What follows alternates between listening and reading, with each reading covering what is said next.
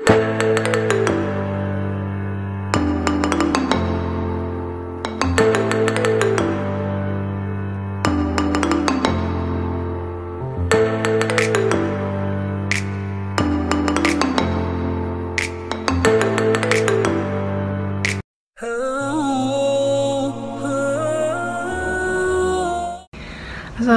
warahmatullahi wabarakatuh.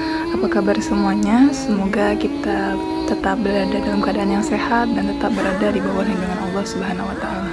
Amin amin ya rabbal alamin. Dalam kehidupan sehari-hari kita bertemu dengan keluarga, kerabat, teman, dan kita pasti melakukan perbincangan-bincangan kecil. Sadar atau tidak sadar ketika kita sedang berbicara mungkin terselip sedikit atau sekilas saja tentang membicarakan orang lain, apalagi jika pembicaraan itu jatuhnya ke dalam berita yang tidak benar atau yang biasa kita sebut dengan fitnah. Apakah saudara-saudara sekalian pernah mendengar istilah fitnah lebih kejam daripada pembunuhan? Masa iya sih hanya dengan kata-kata bisa mengakibatkan hal yang seburuk itu? Maka dari itu di sini kita akan membahas lebih dalam apa itu fitnah dan bagaimana cara kita menyikapinya. Dalam Kamus Besar Bahasa Indonesia disebutkan bahwa fitnah artinya perkataan bohong atau tanpa berdasarkan kebenaran yang disebarkan dengan maksud menjelekkan orang. Kata fitnah sendiri berasal dari bahasa Arab al-fitnatu yang artinya ujian dan cobaan. Fitnah ini merupakan suatu kebohongan yang sangat buruk untuk dilakukan. Maka dari itu kita harus menghindarinya. Tidak ada cara yang lebih baik dari menghadapi fitnah selain dengan sabar. Sebagaimana firman Allah, Quran Surah Ar-Ra'd ayat 22. Bismillahirrahmanirrahim. Walladzina sabaru batigha'a wajhi rabbihim wa aqamus salata wa anfaqu mimma razaqnahum sirran wa alaniyatan wa yadra'una bil hasanati sayyi'ata ulaika lahum uqbad dar. Dan orang-orang yang sabar karena mencari keriduan Tuhannya, mendirikan sholat, dan menafkahkan sebagian rezeki yang kami berikan kepada mereka, secara sembunyi atau terang-terangan, serta menolak kejahatan dengan kebaikan. Orang-orang itulah yang mendapat tempat kesudahan yang baik. Quran Surah Ar-Ra'd ayat 22. Dalam bahasa Arab, sabar berarti radia atau rida, tajallada, mengikat, tahammala, bertahan, dan ihtamala, menahan. Jika kita telah mengetahui sabar merupakan nikmat terbesar, maka dari itu akan berguna ketika menghadapi berbagai fitnah. Allah berfirman dalam Quran Surah Az-Zumar ayat 49. Bismillahirrahmanirrahim. فَإِذَا مَسَّ الْإِنسَانَ ضُرٌّ دَعَانَا ثُمَّ إِذَا خَوَّلْنَاهُ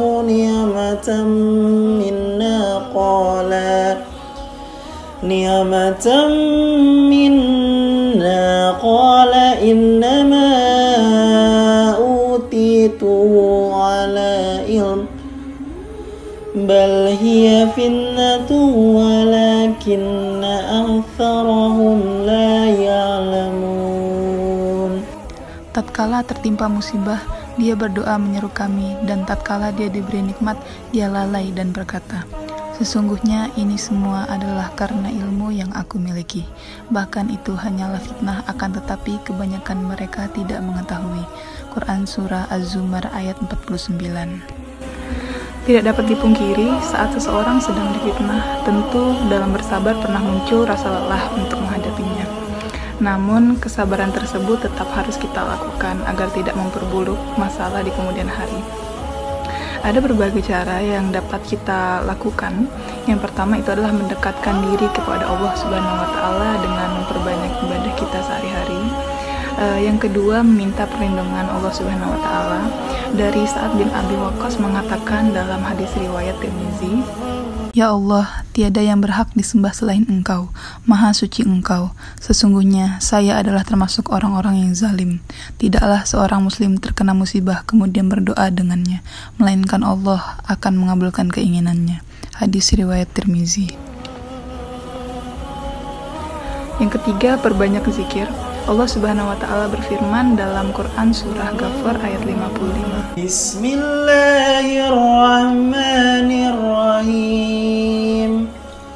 Fasbir inna wa'dallahi haqq. Wastaghfir li dhanbika wasabbih bihamdi rabbika bil 'ashyi wal ibkar. Maka bersabarlah kamu, karena sesungguhnya janji Allah itu benar, dan mohonlah ampunan untuk dosamu, dan bertasbihlah seraya memuji Tuhanmu pada waktu sore dan pagi. Quran Surah Ghafir ayat 55. Macam-macam fitnah ada dua, yakni fitnah syubhat dan fitnah syahwat. Yang pertama adalah fitnah syubhat, artinya samar-samar atau tidak jelas. Fitnah syubhat merupakan fitnah yang paling berbahaya karena kurangnya ilmu dan lemahnya basiroh. Yang termasuk dalam fitnah syubhat ini itu ada kekafiran, kemunafikan, dan bid'ah. Yang kedua adalah fitnah syahwat. Fitnah syahwat merupakan segala perbuatan yang dapat melemahkan dan mengikis iman seseorang disebabkan mengikuti hawa nafsunya. Mereka yang terkena fitnah syahwat biasanya malas beribadah serta tidak segan melanggar perintah Allah dan mengerjakan yang dilarang. Hal ini disebabkan dari mengerjakan yang dilarang, andil dari iblis yang senantiasa mengiringi dan membuat iman semakin lemah. Fitnah itu hukumnya sangat berat yang dapat mengakibatkan menimbulkan kesengsaraan, menimbulkan keresahan, memutus silaturahmi, dan yang lainnya. Istri Nabi Muhammad SAW itu difitnah oleh orang-orang munafik bahwa dirinya berselingkuh. Fitnah ini sungguh membuat duka Aisyah dan Rasul SAW sendiri, begitu pula Abu Bakar, para sahabat yang mulia serta muslimin seluruhnya.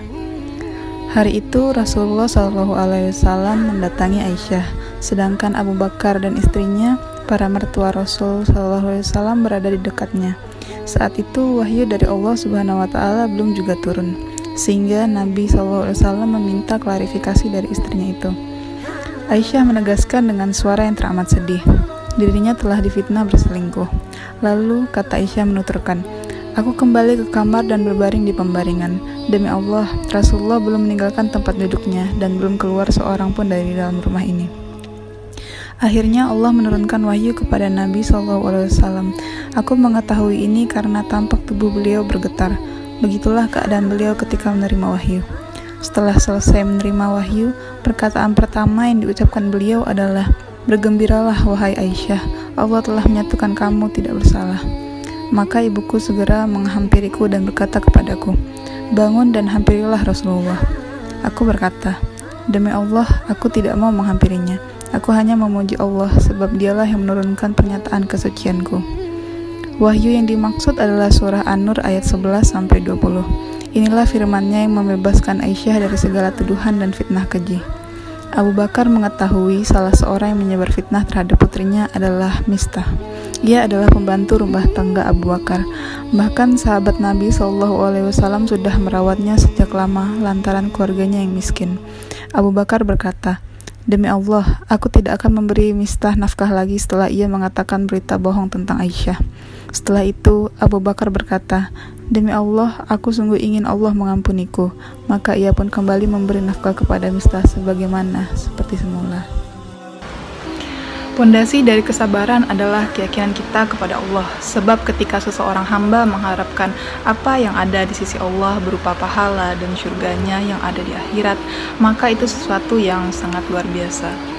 Itulah yang menyebabkan kita bisa bersabar untuk menghadapi berbagai macam ujian dan cobaan, termasuk sabar dalam menghadapi suatu fitnah.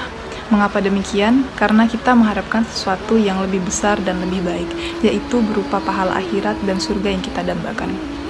Setelah mendengar penjelasan tentang fitnah dan bagaimana cara menghadapinya, semoga saudara-saudara sekalian dapat mengerti lebih dalam dan juga dapat mengambil pelajaran-pelajaran tentang fitnah dan sabar itu sendiri.